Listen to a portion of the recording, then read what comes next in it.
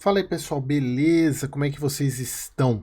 Iniciando mais um acompanhamento mensal, vou falar sobre o hedge fund da Quineia, o KNHF, mais um mês acompanhando este hedge fund que eu considero um hedge fund de verdade, né? Tirando o eu gosto de falar do a LZM, né? Que é o multi-estratégia da Aliança, que tem dois ativos só.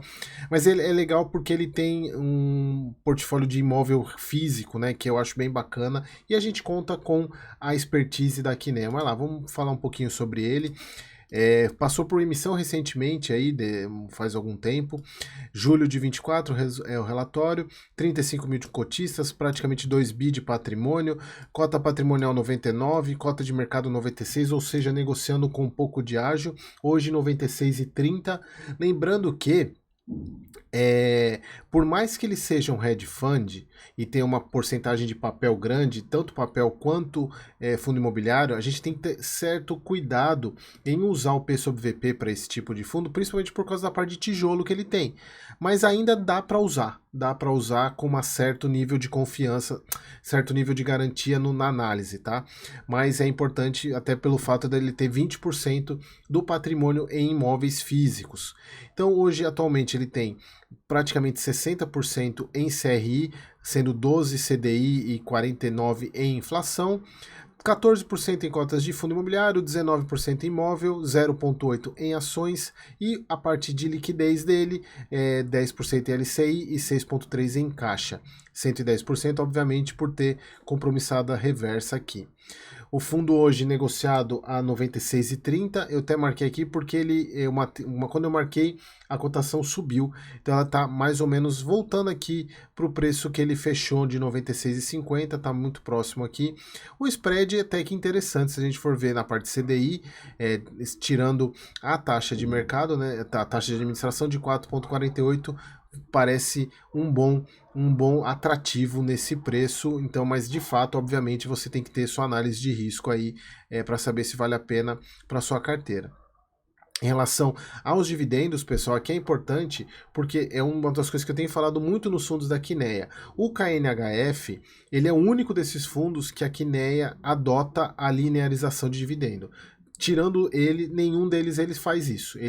Ou ele distribui o que ele gera, ou usa um centavinho para cá, um centavinho para lá, mas não usa reserva para manter linear. Tanto é que vocês vejam os fundos, tanto Canip, KNSC. O KNSC é um pouco mais fácil por causa que ele é base 10, mas o KNCR você nunca vê dividendo igual. Você vê ou um mês paga 85, outro mês paga 87, outro mês paga 90, então não tem linearidade. Já o KNHF sim, ele possui linearidade aqui no portfólio dele e vocês vejam que ele vem mês após mês aqui gerando mais resultado do que ele tem pago. E ele justificou isso há uns 2 ou 3 meses atrás, que o fundo vem fazendo isso, inclusive porque ele não enxerga, a Quineia não enxerga boas perspectivas até o final do ano.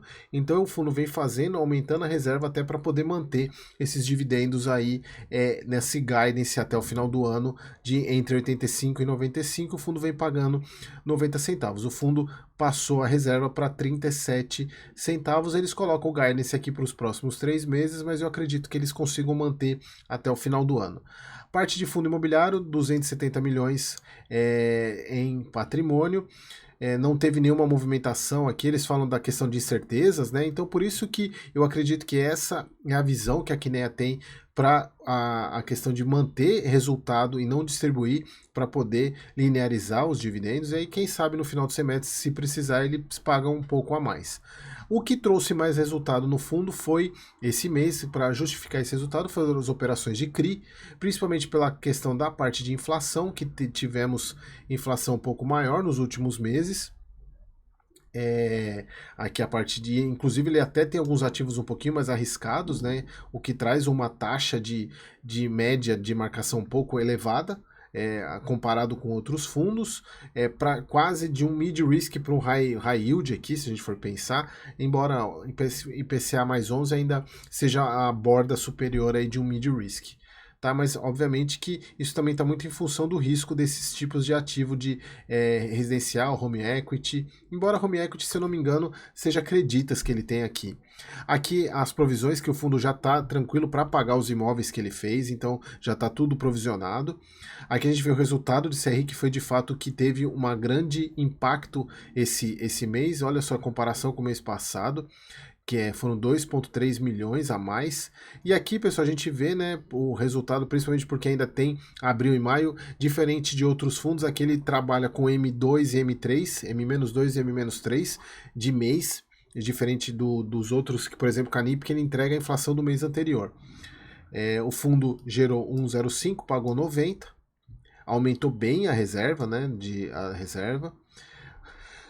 O que mais aqui? Aqui a gente vê que ele deu uma queda bruta, né, na questão, ele negociando com baita deságio, né, a gente vê aqui, o patrimonial dele a 100 e a cota 96.